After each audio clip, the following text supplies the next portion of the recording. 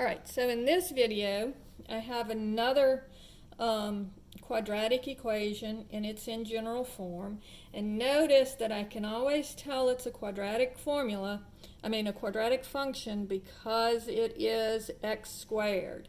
So whenever you see the x squared, you know that it is, see, the x is squared, the x is squared, x is squared, x is squared, x is squared is the highest power of x.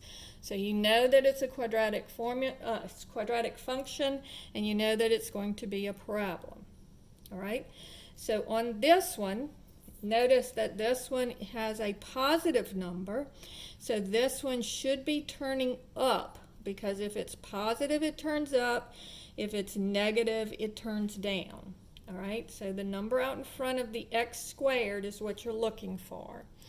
And so this one's going to turn up. So now first let's find my vertex. And remember, my vertex is minus b, x coordinate is equal to minus b over 2a. So here a is 2 and b is negative 9. So we're going to have to deal with fractions here, but they're not that hard. Use your calculator.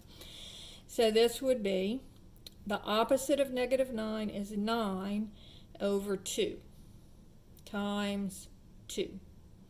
So this would be 9/4. All right. So my x coordinate of my vertex will be 9/4, which for graphing purposes, if I do 9ABC4 and hit equals, it's 2 1/4. So just so you can kind of tell where to graph that. Now before I start graphing it, I also need my y coordinate. And so y is just going to be, plug this value into your function. So 2 times 9/4 squared minus 9 times 9/4 plus 7. And so this gives me, I'm going to do this on my calculator, 2 times 9ABC4 squared. And notice it changed it to decimal, and that's okay. It doesn't matter how you write your answers. Then it'll be minus 9 times 9ABC4, and then plus 7 equals. So this is going to be negative 3.125. So my vertex is going to be at 9/4, or 2 1/4, or if you want to write it as 2.25, that's fine too, and negative 3.125. So when I draw it over here,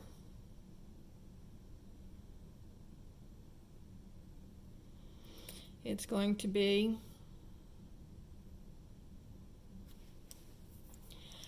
at positive 2 1/4, so that would be about here. It's a little bit bigger than 2, so I'm going to draw my axis of symmetry here. And it'll be down 1.125, so excuse me, 3.125. So that's real close to 3, so about here. And so my y coordinate is negative 3.125. My x coordinate is 2.25, and of course my axis of symmetry would be x is equal to 2.25. All right? So now notice again, this one goes up. So will it hit the x-axis? Yes, it will. So let's find my x-intercepts by letting y equal 0. So letting y equal 0, I get 0 is equal to 2x squared minus 9x plus 7. Now you can do this using the quadratic formula, or you can do this using the hard kind of factoring, because notice that the leading coefficient is 2, so it's going to be the more difficult type of factoring. So what we're going to do here is we're going to multiply the 2 times the 7, and I get 14. So the factors of 14 are 1 and 14 or 2 and 7. Now 2 and 7 give you 9, but I want negative 9. Right numbers, wrong signs. So change them both to negative 7. So now this gives me 0 is equal to 2x squared. I'm going to split that negative 9x up into negative 2x minus 7x plus 7. And notice the negative 2x and the minus 7 gives me the negative 9. Then I've got 4 terms.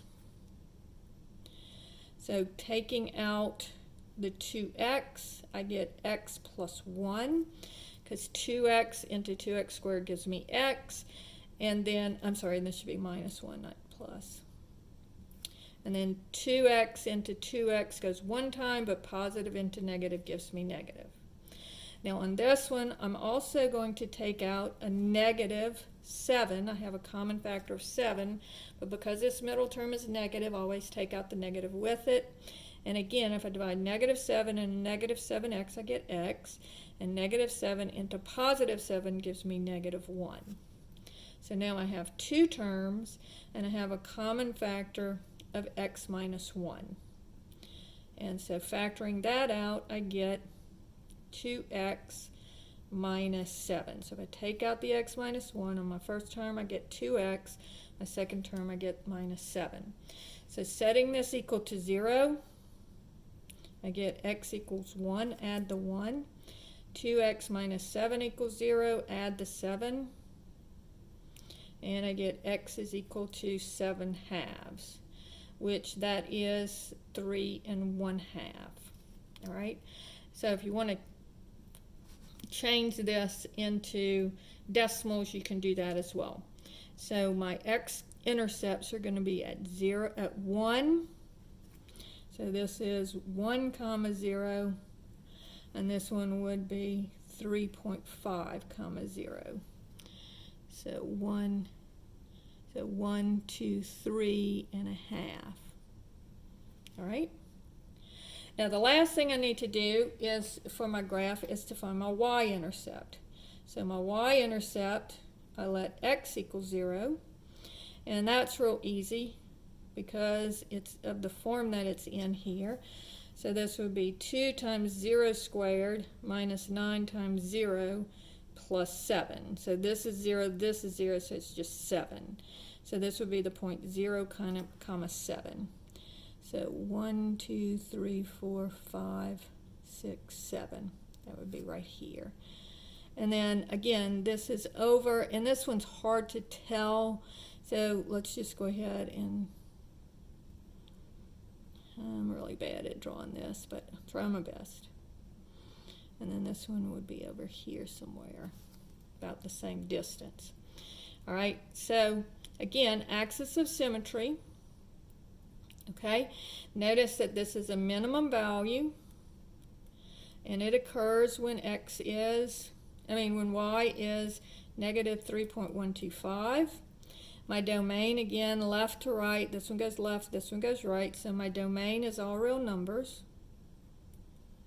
And my range starts at negative 3.125, and both of them go up towards infinity. So that's how you do the graphs of these quadratic functions. Now sometimes they just ask you questions, and they don't want you to give the whole graph and all the information. All they want you to do is say, on problem number 5, find the vertex and the axis of symmetry. And notice on all of these problems, the first thing that we're going to do is we're going to find the vertex. The vertex is the most important point on your graph. So finding my vertex, this is one that's in general form, so I'm going to use x is equal to minus b over 2a. Here a is equal to negative 5 and b is equal to 9. So this would be negative 9 over 2 times negative 5 would be negative divided by negative is positive, so 9/10.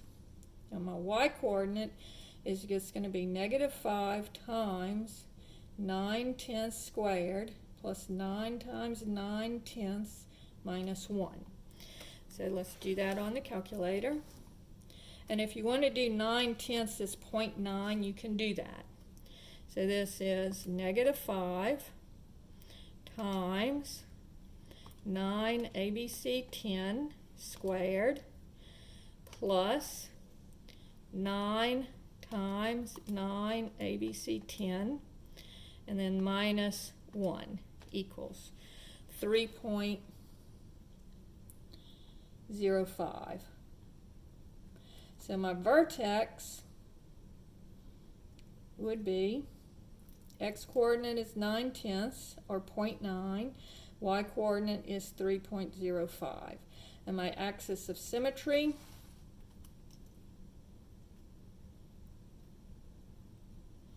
is going to be x is equal to 9/10. All right, so that's finding that.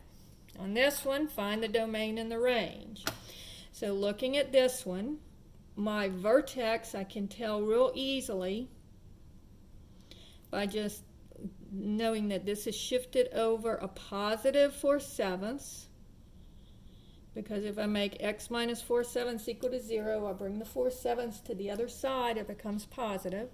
And I'm sorry, I didn't mean to put a parenthesis here, it should be a comma. And then it shifted up 8/11. So it's real easy to tell what your vertex is just by looking when it is in standard form. All right, so there's my vertex. So my domain on all of these is going to always be all real numbers. And then my range, notice that this would be turning up. And so it's going to be, because my leading coefficient is positive, it'll turn up. And so this will be a minimum value. And my y coordinate here would be 8/11. All right, and so my range is going to be from 8/11 to infinity, because I know that this parabola turns up. And so it will be a minimum value, and it will, the range will be from 8/11 to infinity. All right. On this one, it says find the maximum or minimum value. Now again, you can tell that this parabola is going to turn upward. So again, I need to find my vertex. Finding the vertex is the most important thing. And so my vertex here, now this one I'm going to have to do a little bit of work, minus b over 2a. So here a is 3 and b is 5, right? And so this is going to be -5 over 2 times 3, so -5, 6, all right? So my x-coordinate is -5, 6. To find my y-coordinate, I'm going to go 3 times -5, 6 squared plus 5 times -5, 6 minus 2. So let's find out what that is.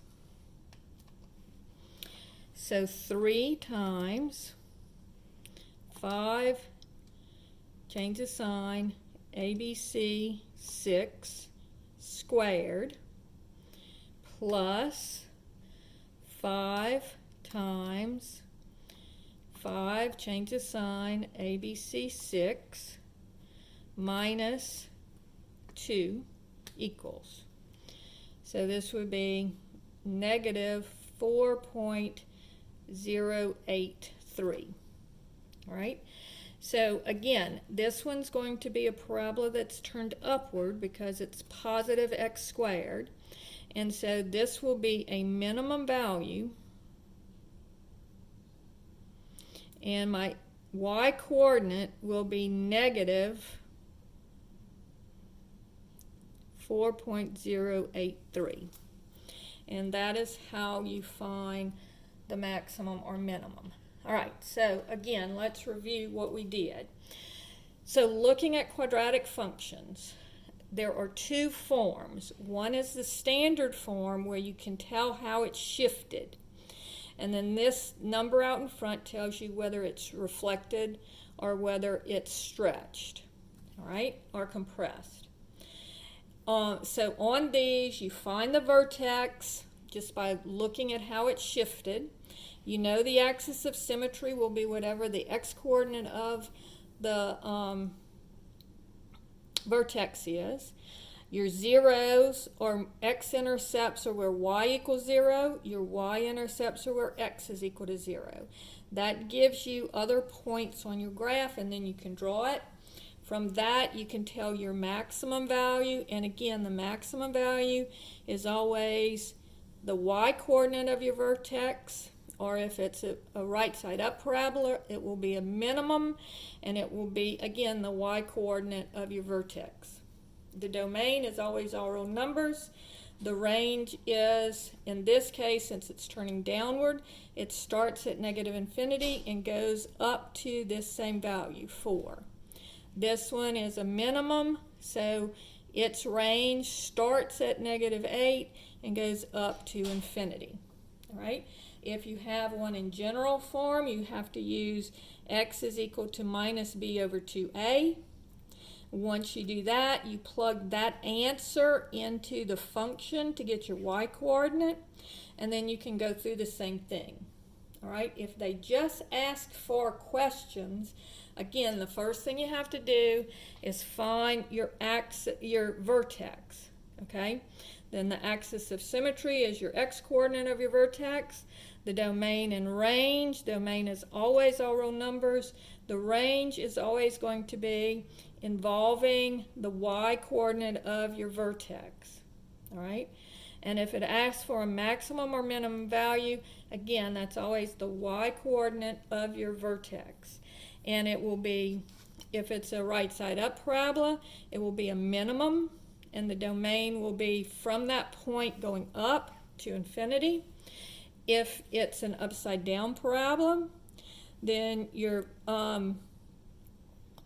point will be a maximum value because it's the top of the mountain, not the bottom of the valley.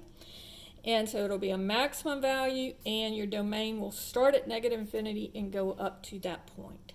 All right? And so that is how that works.